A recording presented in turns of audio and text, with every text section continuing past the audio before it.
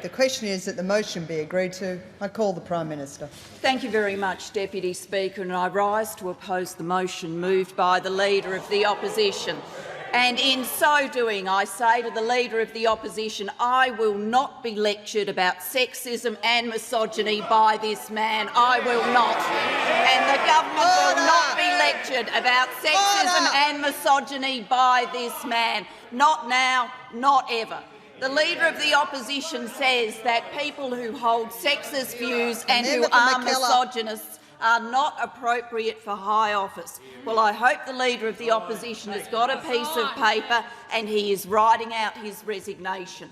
Because if he wants to know what misogyny looks like in modern Australia, he doesn't need a motion in the House of Representatives, he needs a mirror. That's what he needs. Let's go through the opposition leader's repulsive double standards, when it comes to misogyny and sexism. We are now supposed to take seriously that the Leader of the Opposition is offended by Mr Slipper's text messages, when this is the Leader of the Opposition who has said, and this was when he was a minister under the last government, not when he was a student, not when he was in high school, when he was a minister under the last government. He has said, and I quote, in a discussion about women being underrepresented in institutions of power in Australia, the interviewer was a man called Stavros. The Leader of the Opposition says, if it's true, Stavros, that men have more power, generally speaking, than women, is that a bad thing? And then a discussion ensues and another person being interviewed says, I want my daughter to have as much opportunity as my son. To which the Leader of the Opposition says, yeah, I completely agree, but what if men are by physiology or temperament more adapted to exercise authority or to issue command? Then ensues another discussion about women's role in modern society, and the other person participating in the discussion says, I think it's very hard to deny that there is an underrepresentation of women, to which the Leader of the Opposition says, but now there's an assumption that this is a bad thing. This is the man from whom we're supposed to take lectures about sexism. And then, of course, it goes on. I was very offended personally when the Leader of the Opposition, as Minister for Health, said, and I quote, abortion is the easy way out. I was very personally offended by those comments. You said that in March 2004. I suggest you check the records. I was also very offended on behalf of the women of Australia when, in the course of this carbon pricing campaign, the Leader of the Opposition said, when the housewives of Australia need to do what the housewives of Australia need to understand as they do the ironing. Thank you for that painting of women's roles in modern Australia. And then, of course, I was offended too by the sexism, by the misogyny of the Leader of the Opposition catcalling across this table at me as I sit here as Prime Minister. If the Prime Minister wants to, politically speaking, make an honest woman of herself, something that would never have been said to any man sitting in this chair. I was offended when the Leader of the Opposition went outside in the front of Parliament and stood next to a sign that said, ditch the witch. I was offended when the Leader of the Opposition stood next to a sign that described me as a man's bitch. I was offended by those things. Misogyny, sexism, every day from this Leader of the Opposition. Every day, in every way, across the time the Leader of the Opposition has sat in that chair and I've sat in this chair, that is all we have heard from him.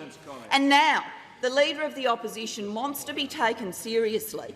Apparently he's woken up after this track record and all of these statements. He's woken up and he's gone, oh dear, there's this thing called sexism. Oh, my Lord, there's this thing called misogyny. Now, who's one of them? Oh, the Speaker must be, because that suits my political purpose. Doesn't turn a hair about any of his past statements, doesn't walk into this parliament and apologise to the women of Australia, doesn't walk into this parliament and apologise to me for the things that have come out of his mouth, but now seeks to use this as a battering ram against someone else. Well, this kind of hypocrisy should not be tolerated, which is why this motion from the Leader of the Opposition should not be taken seriously. And then second, the Leader of the Opposition is always wonderful about walking into this parliament and giving me and others a lecture about what they should take responsibility for. Always wonderful about that, everything that I should take responsibility for, now apparently including the text messages of the member for Fisher. Always keen to say others should assume responsibility, particularly me. Well, can anybody remind me if the Leader of the Opposition has taken any responsibility for the conduct of the Sydney Young Liberals and the attendance at this event of members of his front bench? Has he taken any responsibility for the conduct of members of his political party and members of his front bench who apparently, when the most vile things were being said about my family, raised no voice of objection? No one walked out of the room. No one walked up to Mr Jones and said that this was not acceptable. Instead, of course, it was all viewed as good fun until it was run in a Sunday newspaper, and then the Leader of the Opposition and others started ducking for cover. Big on lectures of responsibility, very light on accepting responsibility himself for the vile conduct of members of his political party. Third, Ms Deputy Speaker, why the Leader of the Opposition should not be taken seriously on this motion. The Leader of the Opposition and the Deputy Leader of the Opposition have come into this place and have talked about the member for Fisher. Well, let me remind the Opposition and the Leader of the Opposition particularly about their track record and association with the member for Fisher. I remind them that the National Party pre-selected the member for Fisher for the 1984 election, that the National Party pre-selected the member for Fisher for the 1987 election, that the Liberal Party pre-selected Mr Fisher for the 1993 election, then for the 96 election, then for the 98 election, then for the 2001 election, then for the 2004 election, then for the 2007 election, and then for the 2010 election. And across many of those pre-selections, Mr Slipper enjoyed the personal support of the Leader of the Opposition. I remind the Leader of the Opposition that on the 28th of September 2010, following the last election campaign, when Mr Slipper was elected as Deputy Speaker, the Leader of the Opposition— The Leader of the Opposition at that stage said this, and I quote, he referred to the member for Maranoa, who was also elected to a position at the same time, and then went on as follows: and the member for Fisher will serve as a fine complement to the member for Scullin in the chair. I believe that the parliament will be well served by the team which will occupy the chair in this chamber. I congratulate the member for Fisher, who has been a friend of mine for a very long time, who has served this parliament in many capacities with distinction. The words of the Leader of the Opposition on record about his personal friendship with Mr Slipper, and on record about his view about Mr Slipper's qualities and attributes to be the Speaker. No walking away from those words. They were the statement of the Leader of the Opposition then. I remind the Leader of the Opposition, who now comes in here and speaks about Mr Slipper and apparently his inability to work with or talk to Mr Slipper, I remind the Leader of the Opposition he attended Mr Slipper's wedding. Did he walk up to Mr Slipper in the middle of the service and say he was disgusted to be there? Was that the attitude he took? No, he attended that wedding as a friend.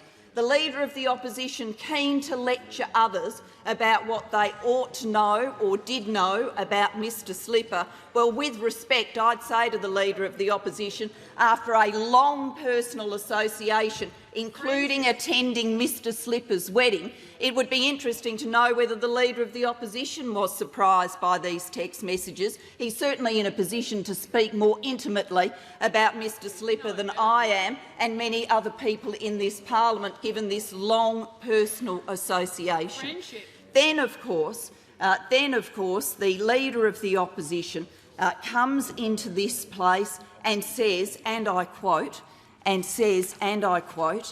"Every day the Prime Minister stands in this parliament to defend this Speaker will be another day of shame for this parliament, another day of shame for a government which should already have died of shame." Oh, where's that phrase? Well, can I indicate to the Leader of the Opposition the government is not dying of shame. My father did not die of shame. What the Leader of the Opposition should be ashamed of is his performance in this parliament and the sexism he brings with it. Now, about the text messages that are on the public record or reported in the— that's a direct quote from the Leader of the Opposition, so I suggest those groaning have a word with him. Now, on the conduct of Mr Slipper and on the text messages that are in the public domain, I have seen the press reports of those text messages. I am offended by their content. I'm offended by their content because I am always offended by sexism. I'm offended by their content because I'm always offended by statements that are anti-women. I'm offended by those things in the same way that I have been offended by things that the Leader of the Opposition has said, and no doubt will continue to say in the future, because if this today was an exhibition of his new feminine side, well, I don't think we've got much to look forward to in terms of change conduct. I am offended by those text messages, but I also believe, in terms of this parliament making a decision about the speakership, that this parliament should recognise that there is a court case in progress, that the judge has reserved his decision, that having waited for a number of months for the legal matters surrounding Mr Slipper to come to a conclusion, that this parliament should see that conclusion. I believe that is the appropriate path forward, and that people will then have an opportunity to make up their minds with the fullest information available to them. But whenever people make up their minds about those questions, what I won't stand for, what I will never stand for, is the Leader of the Opposition coming into this place and peddling a double standard. Peddling a standard for Mr Slipper he would not set for himself. Peddling a standard for Mr Slipper he has not set for other members of his front bench. Peddling a standard for Mr Slipper that has not been acquitted by the people who have been sent out to say the vilest and most revolting things, like his former shadow parliamentary secretary, Senator Bernardi. I will not ever see the Leader of the Opposition seek to impose his double standard on this parliament. Sexism should always be unacceptable. We should conduct ourselves as it should be always unacceptable. The Leader of the Opposition says do something. Well, he could do something himself if he wants to deal with sexism in this parliament. He could change his behaviour, he could apologise for all these past statements, he could apologise for standing next to signs describing me as a witch and a bitch, terminology that is now objected to by the front bench of the opposition. He could change a standard himself if he sought to do so. But we will see none of that from the Leader of the Opposition, because on these questions he is incapable of change. Capable of double standards, but incapable of change. His double standards should not rule this parliament. Good sense, common sense, proper process is what should rule this parliament. That's what I believe is the path forward for this parliament, not the kind of double standards and political game playing imposed by the Leader of the Opposition. Now looking at his watch, because apparently a woman's spoken too long. I've had him yell at me to shut up in the past, but I will take the remaining seconds of my speaking time to say to the Leader of the Opposition, I think the best course for him is to reflect on the standards he's exhibited in public life, on the responsibility he should take for his public statements, on his close personal connection with Peter Slipper, on the hypocrisy he has displayed in this House today. And on that basis, because of the Leader of the Opposition's motivations, this parliament today should reject this motion, and the Leader of the Opposition should think seriously about the role of women in public life and in Australian society, because we are entitled to a better standard than this. Yeah.